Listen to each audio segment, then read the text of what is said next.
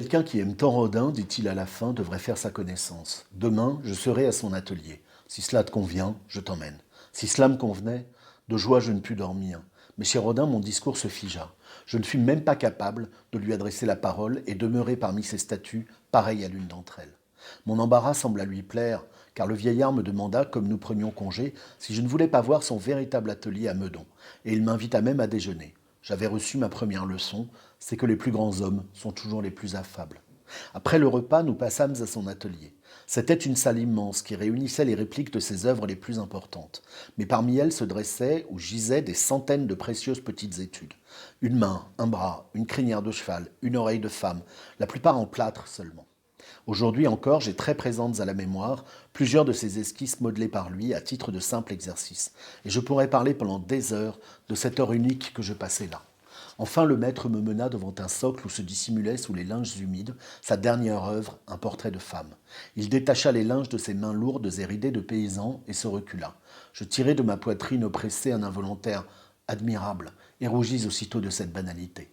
Mais avec son objectivité tranquille, dans laquelle on aurait pu découvrir un grain de vanité, il se borna à murmurer en contemplant son propre ouvrage « N'est-ce pas ?» Puis il hésita. Seulement là, à l'épaule, un instant.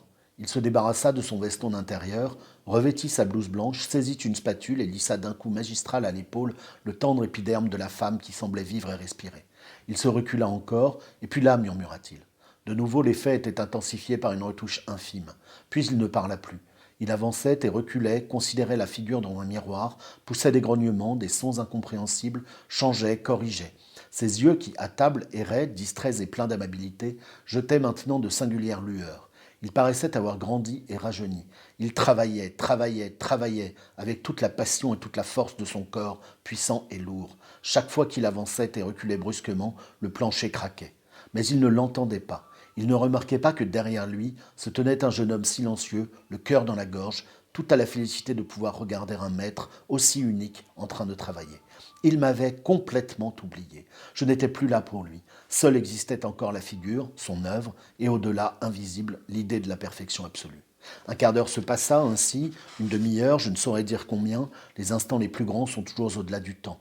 Rodin était si absorbé, si plongé dans son travail, qu'aucun coup de tonnerre ne l'aurait réveillé. Ses mouvements devenaient de plus en plus brusques, presque furieux.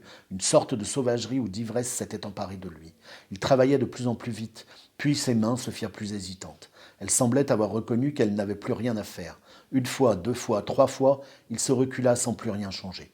Puis il murmura quelque chose dans sa barbe, replaça délicatement les linges autour de la figure comme on glisse un châle sur les épaules d'une femme aimée et respira profondément, détendu. Sa stature sembla de nouveau s'alourdir, le feu s'était éteint, alors se produisit pour moi l'incompréhensible, le suprême enseignement. Il enleva sa blouse, remit son veston d'intérieur et se disposa à partir. Il m'avait totalement oublié au cours de cette heure d'extrême concentration.